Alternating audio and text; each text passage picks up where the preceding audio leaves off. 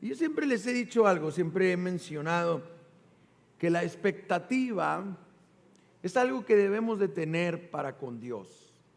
Escúchenme bien, la expectativa es algo que debemos de tener para con Dios. ¿En qué se resume o a qué me refiero con expectativa?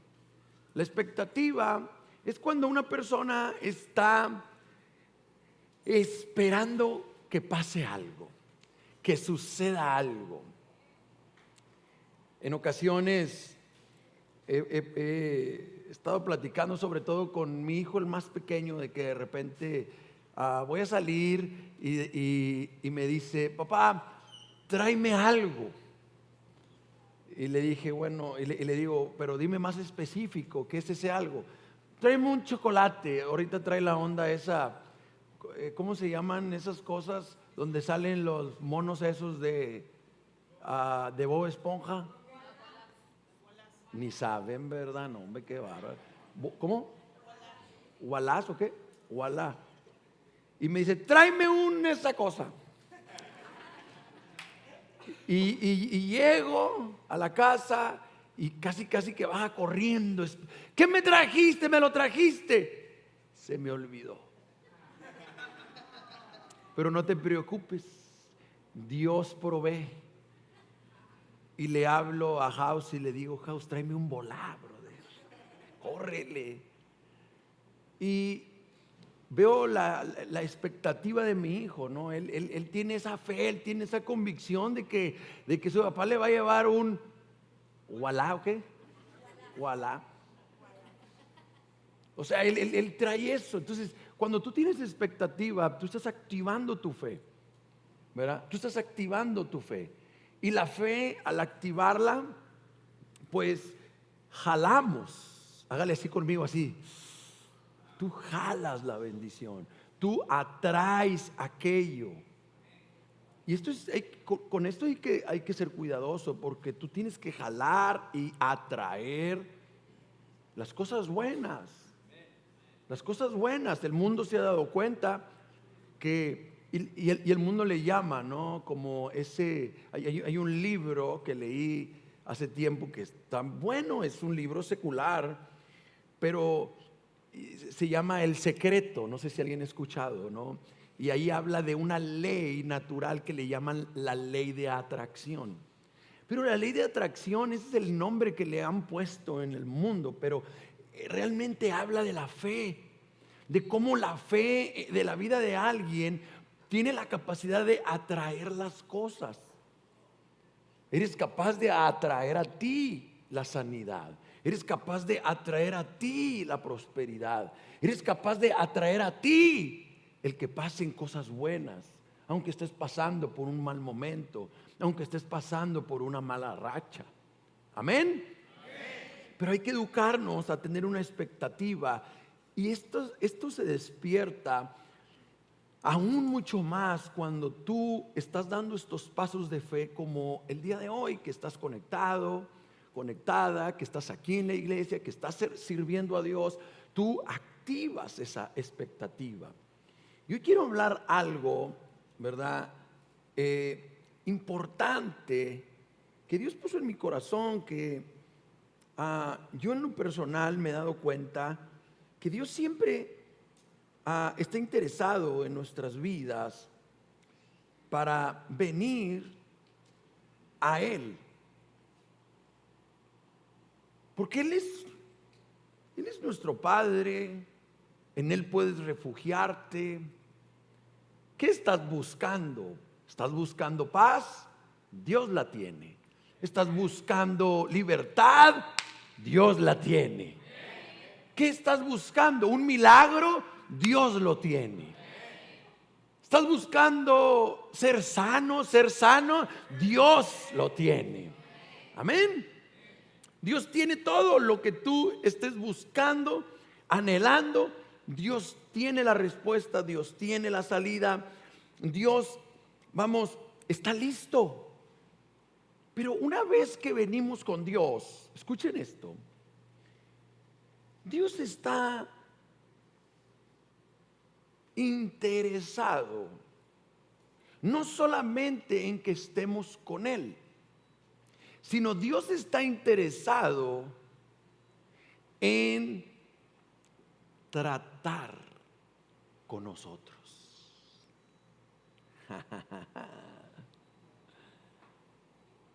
Dios no solamente quiere que vengas a Él, sino una vez que tú vienes a Él, Él está interesado en transformarte, en cambiarte. Y ese es el corazón de Dios. Yo tengo una frase que Dios me dio y es mi frase. Dios me ama como soy, pero no quiere dejarme como estoy. Díganla conmigo. Dios me ama como soy. Con ganas, otra vez. A ver, venga. Ahí también los que nos están viendo. A ver. Dios me ama como soy, pero no quiere dejarme como estoy. O sea, Dios te abraza, te acepta, te recibe y tú dices a todo dar, Dios es bueno. Amén. Ok. Pero Dios dice, ya estás conmigo, ya estás aquí, ahora necesito que tú te dejes tratar por mí. Ya no oí amén, ya no oí aplausos, ya no oí nada. Y a veces aquí es donde el cliente se enfría. Aquí es donde a veces no identificamos que Dios está interesado en nuestras vidas. Dios está interesado en nuestro carácter. Y quiero leer un versículo para no quedarme aquí y avanzar e introducirnos en lo que Dios nos quiere hablar. Jeremías, capítulo 18, versículo 1. Me encanta esto que viene aquí. Es una pequeña historia, pero fíjense cómo Dios habla y enseña. En este caso, al profeta Jeremías. Y dice, palabra de Jehová que vino a Jeremías, diciendo, levántate y vete a casa del alfarero, y allí te haré oír mis palabras. Dios no está viniendo a decirle las cosas directas. Yo me pregunto, Dios, ¿tú eres el Todopoderoso? ¿A poco no puedes venir y hablarme? Ahí donde estoy en la cama, ahí donde estoy en mi casa, ahí donde estoy en mi oficina, ahí donde yo esté, ¿a poco Dios no me puede hablar? Les pregunto. Sí puede, porque Él hace lo que Él quiere. Él es Dios, Él es Señor, Él es Rey. Pero fíjate cómo Dios le viene a hablar al profeta. Dios no le está hablando al profeta de manera directa, sino Dios le dice, quiero que te levantes. Digan conmigo, levántate. Levántate. O sea, ponte pilas. Levántate. Levántate y vete a la casa del alfarero. Levántate. Muchas veces lo que Dios está pidiendo es, entra en acción. Pon tu fe por obras. El diablo quiere detenernos, quiere paralizarnos y quiere que estemos en la misma rutina diaria. Trabajo, casa, familia, trabajo, casa, quehaceres diarios. El diablo a veces nos atrapa en lo cotidiano. Pero Dios vino con Jeremías y le dijo, hey, levántate. Dile al que está a tu lado, levántate, compa. Levántate, levántate. Y luego le dijo, vete a la casa del alfarero, porque ahí te voy a hablar. yo sí le hubiera dicho, ¿y por qué aquí no? ¿Qué diferencia hay ir allá que yo esté aquí? Tú eres Dios. A veces hay gente, y yo lo llegué a decir, ¿por qué Dios no me tocó donde yo estaba? ¿Por qué me tuve que internar?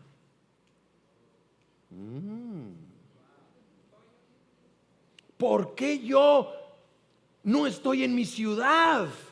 ¿Por qué Dios me tuvo que sacar de mi ciudad? ¿Por qué no estoy con mi familia? ¿Por qué ahora estoy aquí? ¿Por qué mi esposo no va a la iglesia y yo sí? Pues ahorita al rato va a llegar, pero Dios quiere tratar primero contigo. Hay planes, hay propósitos. Y a veces nosotros queremos todo de manera lineal y aparentemente clara, pero Dios es Dios y Él hace lo que Él quiere. Y me impresiona porque Dios le está hablando a un profeta. Dios le está hablando a un hombre santificado y apartado para Él. Y le está diciendo, levántate y vete a la casa del alfarero y ahí te haré oír mis palabras. Hay veces que tú no vas a oír a Dios donde estás. Es que yo lo conozco, es que yo conozco la Biblia, sí, pero tú no vas a oír a Dios donde estás. Tú tienes que levantarte e ir a la iglesia a escuchar lo que Dios te quiere decir. A veces así pasa. Tú tienes que levantarte e ir a tu grupo en casa y escuchar la palabra, porque ahí es donde Dios escogió el lugar para hablarte. Dios escoge el lugar donde Él te va a hablar. Él escoge el lugar donde Él te va a usar, donde Él va a hacer algo contigo. Yo, la verdad, siendo honesto, si me hubieran preguntado, Paco, ¿a qué ciudad quisieras ir? Yo les hubiera dicho, no sé, Miami, Dubái, algo así, ¿no?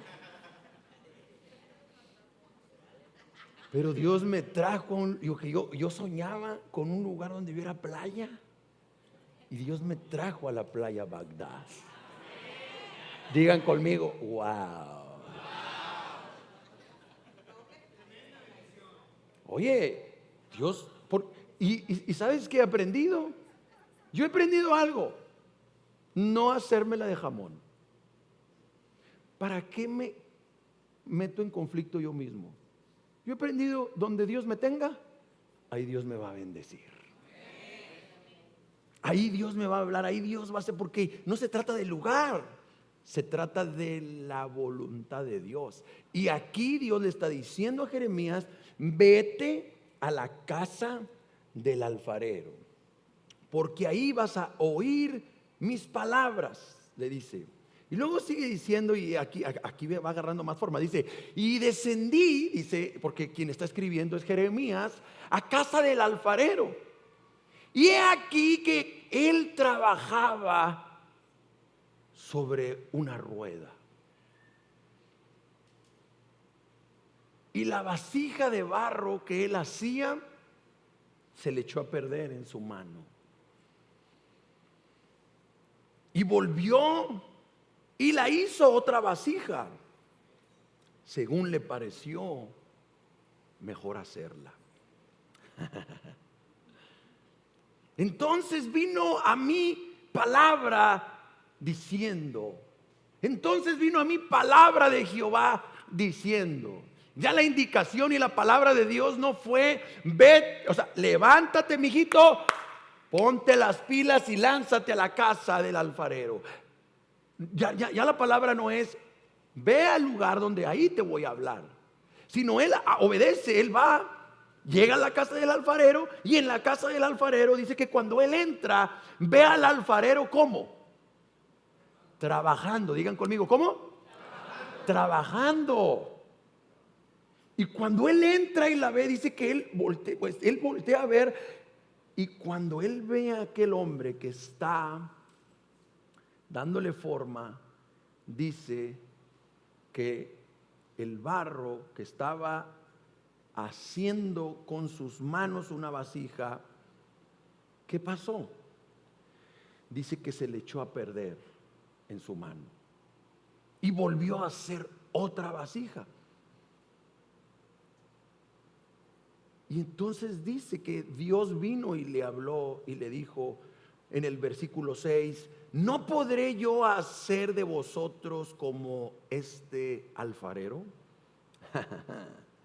Oh casa de Israel, dice Jehová, he aquí que como el barro en la mano del alfarero, así sois vosotros en mi mano, oh casa de Israel. ¿Cuántos dicen amén? ¿Qué está diciendo Dios? Tú no eres una pieza hecha. No importa la edad que tengas, tú no eres el que crees que eres. Porque en las manos de Dios, no importa la edad que tengas, Dios siempre quiere darte forma. ¿Dios quiere darte qué? Forma. ¿Quién representa el alfarero? Bueno, vámonos un poquito atrás. ¿Qué representa el taller? La iglesia. ¿Quién representa el alfarero? Dios. Dios. ¿Quién representa el barro? Tú y yo. ¿Quién representa ese círculo que da vueltas y aquel alfarero empieza a darle forma? No, el círculo, el ambiente donde Dios te pone, el lugar donde Dios te pone para tratar contigo. ¿Quién representa las manos del alfarero? Los líderes, los pastores, que tratan, que nos señalan esas áreas de nuestra vida y que Dios trata con nosotros. Pero a veces pensamos que por la edad que tenemos, por la experiencia que tenemos, por las vivencias, así soy. Y luego decimos, ¿y qué? Así soy. Decíamos mi esposa y yo, acuérdate que no podemos decir así soy. ¿Y qué? Así me conociste, ¿verdad? Ahora te aguantas, ¿no? No, esa no vale en el matrimonio. Estamos en una constante transformación. Estamos en un constante trato. Dice la Biblia que cuando venimos a Dios, nosotros estamos yendo rumbo a la perfección. Nosotros no podemos ser perfectos. El único perfecto es Dios. Mas sin en cambio sí podemos ir rumbo a la perfección. Hay algo en las empresas que han establecido y que se llama, ¿quiénes trabajan en empresa? ¿Quiénes trabajan en empresas? ¿Y los demás no trabajan? No. Ok, hay algo que se llama mejora continua. La mejora continua tiene que ver con algunos procesos o algunas certificaciones que las empresas tienen para estar asegurándose de dar un buen servicio o de sacar un buen producto, pero esa forma tiene que ver con una mejora continua. O sea, constantemente están mejorando. Y esto no es algo que se va a acabar y que digan, somos la empresa perfecta, no tenemos fallas. No, siempre hay algo que cambiar, siempre hay algo que mejorar, siempre hay algo que tenemos que estar dispuestos. Y más ahorita con el avance tan tecnológico que está habiendo. Lo que antes se usaba hace 5 años, hace 10 años, Se dijo que antes de la pandemia y después de la pandemia avanzamos de 10 a 20 años en la tecnología. Yo no sé si ustedes lo saben.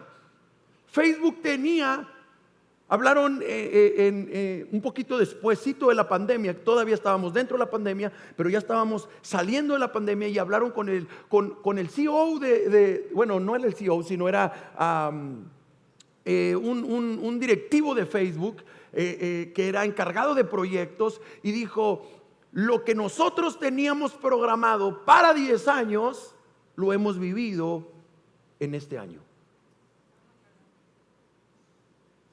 ¿Cómo? ¿Por qué? Sí, porque llegamos a utilizar la red social de Facebook, la llegaron a utilizar más personas en el mundo, más tiempo, más. ¿Por qué? Porque era una forma, una manera de comunicarse. O sea, lo que ellos tenían programados en 10 años, se vivió en un año.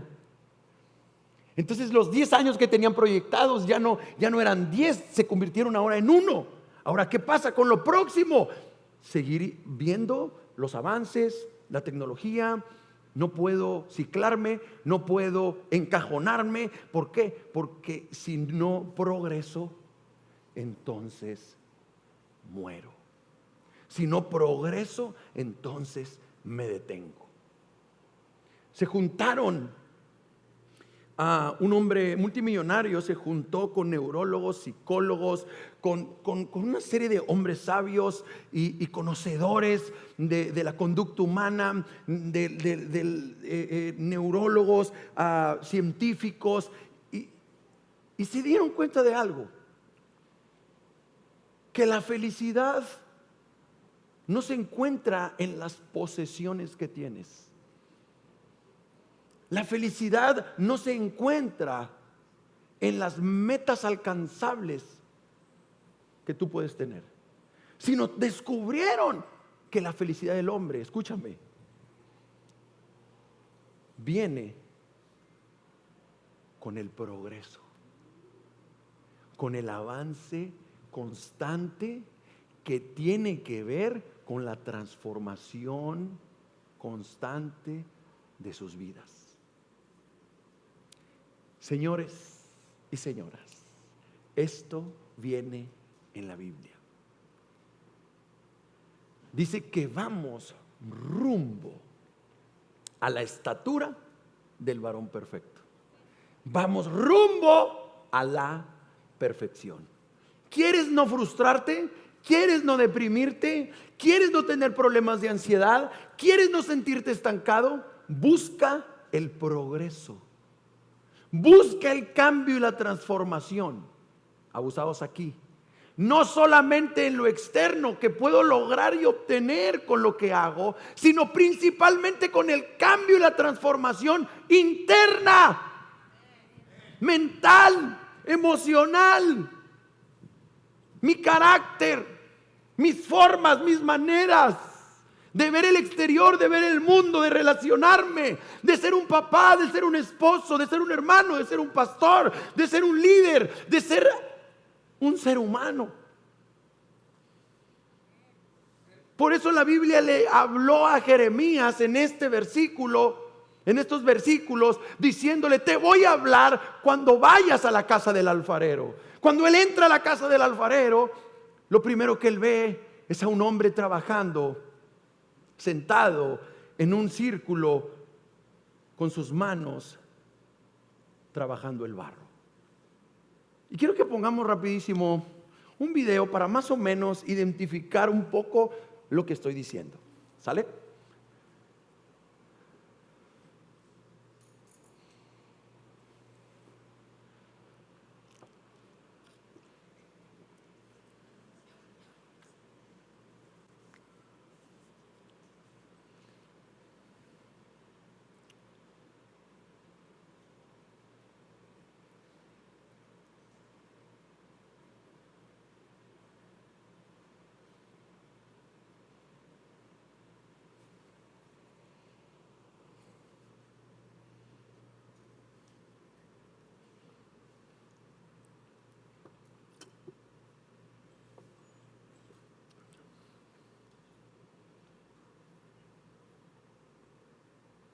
Ahí está bien. Qué impresionante cómo de tierra, agua, se puede hacer un utensilio que servirá para hacernos la vida más sencilla. Sobre todo en la antigüedad. Hoy en día todavía, pero ya no los usamos tanto, ¿no? Pero antes, ¿cómo tomaba la gente agua? ¿Cómo tomaba la gente agua? Iba al río, ¿y qué hacían? Tomaban el agua en sus manos y se la llevaban a su boca. O otros más, ¿cómo puedo decir? Más braverones, ¿verdad? Pero ahora hay un utensilio que hecho por las mismas manos del hombre, tomando varias cosas como la tierra, el agua, y meterlo en un proceso en donde va a entrar a pasar por fuego.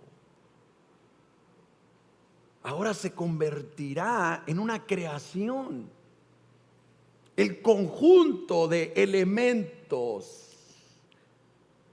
que son los que acabo de mencionar: la tierra, el agua, el fuego, y el contacto y el trabajo de esas manos que viene a ser el alfarero para darle forma, para hacer una olla para cocinar, para hacer un vaso, para hacer un recipiente, para hacer diferentes utensilios para hacernos más fácil la vida.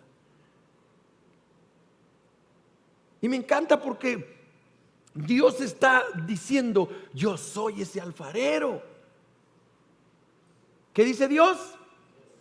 Yo soy ese alfarero. Y tú eres el barro. ¿Tú eres qué? El barro.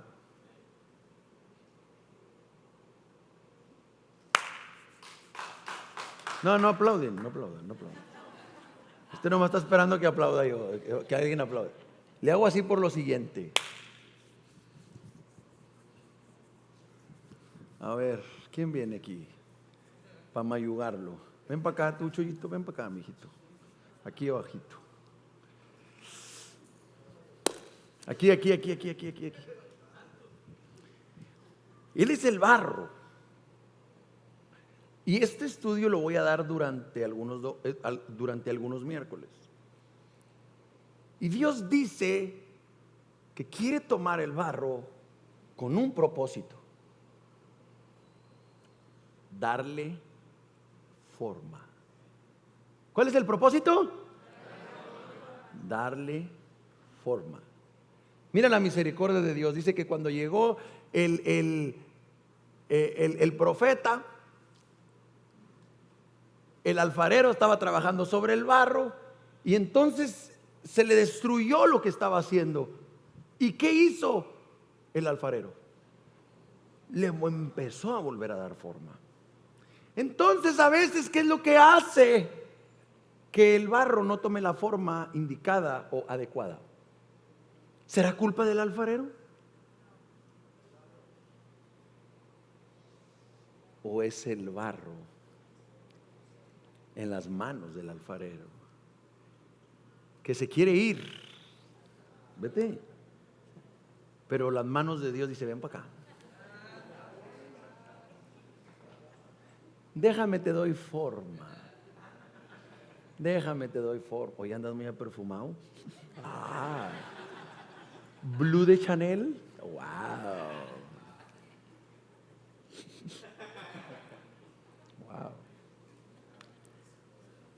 Un aplauso, por favor, al actor. ¿Qué pasa? La gente viene con Dios a querer recibir algo de Dios. Repito, la gente viene a Dios para recibir algo de Dios. Pero no se dan cuenta que lo más importante para Dios no es darte algo, sino convertirte en alguien. Porque para Dios no hay problema darte.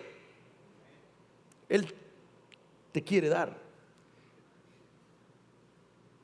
Pero para Dios es más importante que darte,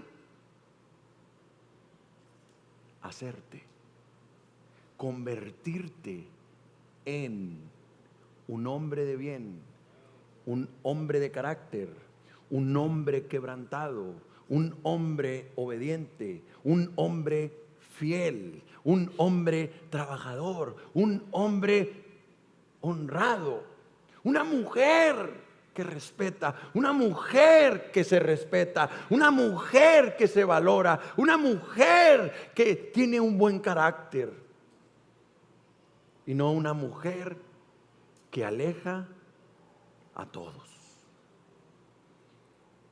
No una mujer amarga, no una mujer áspera, no una mujer, o sea, que por donde vas a dar de cuenta que de lejitos es más bonito. No. Entonces Dios está interesado y hay algunas cosas que quiero enseñar, pero lo primero que quiero dejar aquí, le voy a pedir al grupo que pase, es tú y yo como hijos de Dios venimos a Él, pero Él está listo. Antes que para darte, Él quiere formarte. Apúntala. Cuando venimos a Dios, Él, antes que para darte algo, Él quiere formarte. Él quiere formar tu carácter. Él quiere formar tu corazón. Él quiere formar una mentalidad. Él quiere hacer algo con nosotros. Pero Él tiene que meter mano. Él quiere trabajar. Y sabes, a la gente no le gusta. Escúchame, a la gente no le gusta que le digan las cosas. A la gente no le gusta esforzarse a cambiar sus formas, sus maneras. A la gente no le gusta. Somos chiflados por naturaleza. Amén, dicen sí. Pero ese es el deseo de Dios. Ese es el deseo de Dios. Tratar con nuestras vidas. Incomodarnos. Yo he aprendido algunas cosas y aquí me voy a quedar, pero quiero dejar esta verdad. Cuando tú vienes a Dios y estás en los caminos de Dios, uno es como un caballo bronco. ¿Cuántos han visto un caballo bronco? Que no, un caballo bronco es un caballo que no puedes. No, sí es, o sea, sí lo puedes tomar, pero un caballo bronco es un caballo que no puedes montar. Es un caballo salvaje. ¿Alguien ha visto? ¿Alguien ha visto? Yo les platicaba que de chico me gustaban mucho los caballos. Y como yo estaba pues así flaquillo, me querían entrenar para correr caballos de cuarto de milla.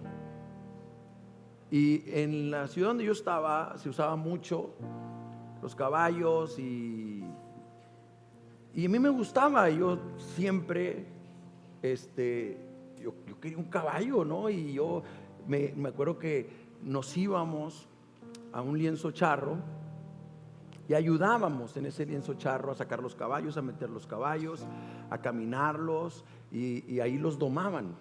Y yo vi ese proceso de cuando llegaban los potrillos, los caballos que los traían de ranchos grandes para que crecieran y se desarrollaran sueltos. Los lazaban, los hacían, ¿verdad? Los metían en corrales, les cerraban las puertas, los guardaban y luego se los llevaban al lienzo charro y tenían que entrar en un proceso. Y el proceso era el siguiente. ¿Cuál era el principio? Un caballo bronco, un caballo salvaje que no se podía montar y que hacía lo que quería. Y se tenía que convertir, o la finalidad y la visión era convertirlo en un caballo domado. Decimos un caballo mansito. ¿Alguien ha escuchado ese? Un caballo manso. Un caballo al que le pudieran poner el freno, al que le pudieran poner una montura, al que un niño pudiera subirse y estar totalmente seguro que ese caballo no lo iba a tumbar. Ese era un caballo manso. Pero tenía que pasar por un proceso.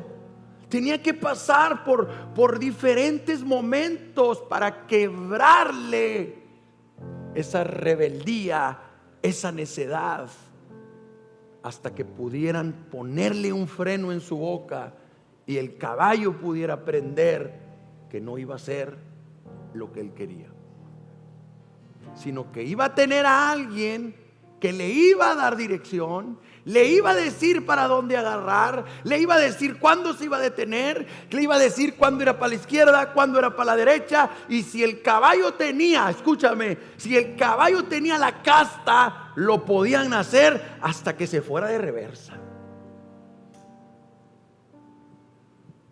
Y si tenía la casta el caballo, no, hasta que bailara lo hacían. Y era un caballo más caro, porque era un caballo tan manso, no menso, manso, que podía aprender. Había caballos que los podían entrenar hasta, o sea, que yo vi, y no cualquiera. Lo podían sentar para subirse a montarlo. Y había un valor cada vez mayor sobre ese animal. Pero había caballos necios. Ay, como algunos comprenderán. Caballos que no se dejaban, que los sacaban y se desbocaban y se agarraban corriendo y aventaban patadas y se ponían broncos, y había unos que hasta mordidas te aventaban y pelaban los dientes y te aventaban, y cuidado porque se tiran mordidas. Es en serio lo que te estoy diciendo. ¿Alguien así? Eran caballos broncos, y era un caballo que tenía valor probablemente por la descendencia que tenía, pero no eran caballos deseables, no eran caballos que servían mucho menos para la charrería, porque era un rubro diferente, porque eran caballos indomables, eran caballos inseguros, eran caballos que a veces los separaban, los sacrificaban, eran caballos que a veces, si la sangre era muy buena, los ponían como sementales, pero que no querían que eso siguiera evolucionando. Esa ¿cómo es la palabra? O sea, que fueran indomables. Empezaban, tiraban y vendían. Había caballos que yo llegué a ver que tú te acercabas a ellos y empezaban y tú decías, espérate, este está loco. Broncos. Pero había otros caballos que iban quebrando en el proceso de entrar a domarlo y a tener contacto con el ser humano. Iban quebrando su voluntad, iban quebrando esa rebeldía, esa necedad, hasta que se convertían en animales seguros, se convertían en animales que podían llegar a hacer cosas sorprendentes, y que, sabes, su valor, escúchame, económico subía, porque no eran como cualquier caballo, sino eran caballos que podían hacer cosas. Eran caballos entendidos, que se les podían enseñar algunas maniobras y algunos movimientos por su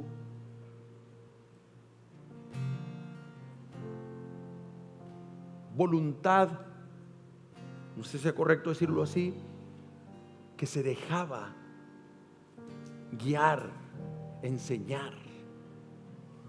Y esos caballos eran caballos más caros, no solamente por la sangre, sino eran caballos que su valor subía porque eran capaces de hacer algunas cosas. Ustedes han visto los caballos que bailan. ¿Alguien ha visto que le ponen música y el caballo empieza a bailar?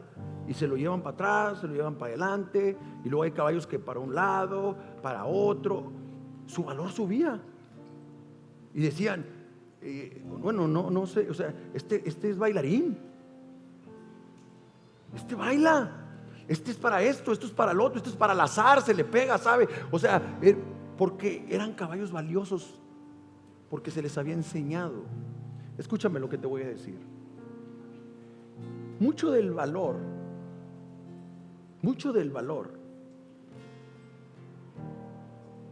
que nosotros vamos obteniendo en la vida, y no estoy hablando del valor que tenemos como personas, que nos lo da la sangre de Jesús y nos lo da el ser un hijo de Dios. De ese valor no estoy hablando, sino estoy hablando de un valor en donde tú eres una persona, donde tú estés, te quieren, se pelean por ti, porque tú no eres como cualquiera. Tu carácter, tus habilidades, o sea, tú eres una persona especial. Un día estuvimos mi esposa y yo en una iglesia grande, muy reconocida, y tuvimos la oportunidad de que nos pasaran al privado de esa iglesia. Y había un pastor muy reconocido de otra parte de Latinoamérica, no del país de México, y estábamos platicando y me empieza a hacer preguntas y preguntas y preguntas. Y él de un momento a otro me dijo: a mí me hubiera gustado tener a alguien como tú. Yo quisiera a alguien como tú. La gente como tú es muy valiosa por su testimonio, por lo que ha vivido, de donde ha salido, por lo que tú ahorita como piensas, lo que eres, lo que has logrado, lo que has hecho en Dios, cómo Dios te quiere usar. O sea, esas personas como tú son valiosas. Le pido a Dios que tu organización no te suelte. Yo me quedé un poco extrañado y dije: este está echándole mucho crema a los tacos. Sí, no, porque a veces pues la gente le tira así como para que, ¿verdad? Como para. Y dije, pero platicando con mi esposa, o sea, he tratado y estoy en el proceso de convertirme en alguien valioso para este mundo. No una persona. Tú imagínate, hace años contrataban en las empresas a los más intelectuales, a los que más conocían y sabían, a los que tenían más papeles de títulos, maestrías, posgrados, doctorados. Era la gente que antes más contrataban y más ganaban. Déjenme decirles algo: ahora ya no.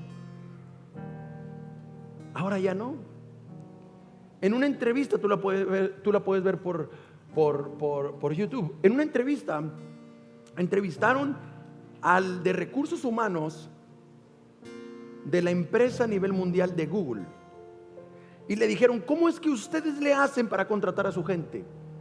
Y él dijo: antes, hace 10 años, hace 5 años, nosotros lo que hacíamos era los más títulos, los más idiomas, las más habilidades que tengan, esa es a la gente que vamos a contratar. Pero nos dábamos cuenta que no muchos de ellos eran efectivos, porque eran personas problemáticas, eran personas que no podían convivir, que no eran tolerantes, Eran personas que ponían un ambiente hostil.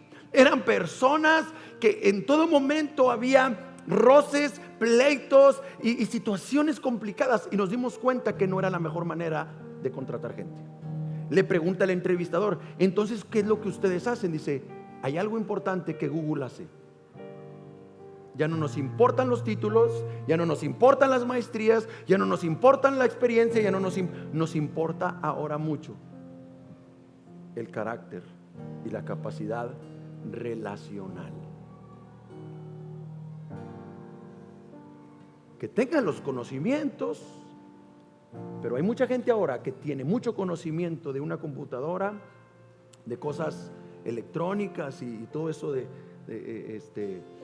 ¿cómo puedo decir? O sea, de la cuestión de computadores y todo eso, que no tiene una maestría y no tiene un doctorado.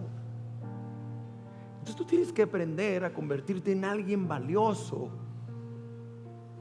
en alguien valiosa, a través de tu carácter, a través de ser una persona de unidad, una persona de equipo, una persona que agrega, que ayuda, que levanta, que fortalece. No una persona que critica, una persona que juzga, una persona problemática, una persona que está dando problemas en todo momento. Por eso es que Dios dice: me interesa tu vida, pero más que el que tú puedas hacer algo por mí, déjame hacer a mí algo por ti. Quiero darte forma, porque tú eres el barro y yo soy el alfarero. Amén. Vamos a ponernos de pie, familia.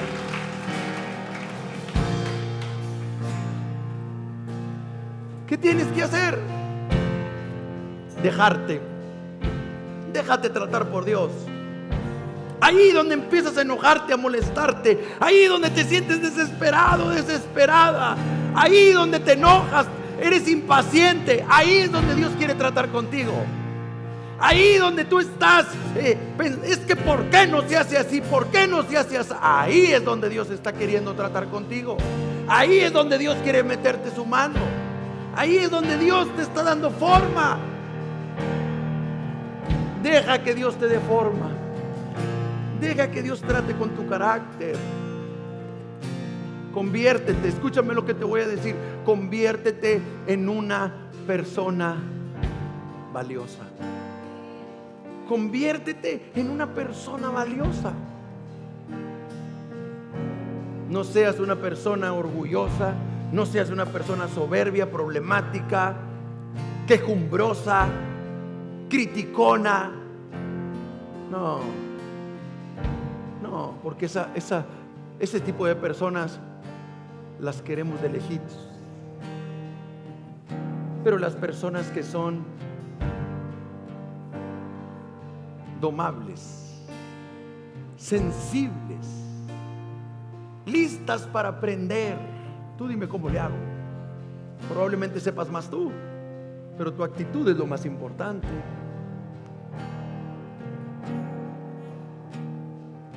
Yo aquí estoy. Quiero aprender, quiero darle. Quiero meterme con Dios. Porque lo más importante no es lo que tú puedas hacer por Dios. Lo más importante es lo que Dios puede hacer por ti. La Biblia habla de que nuestro corazón puede ser generoso.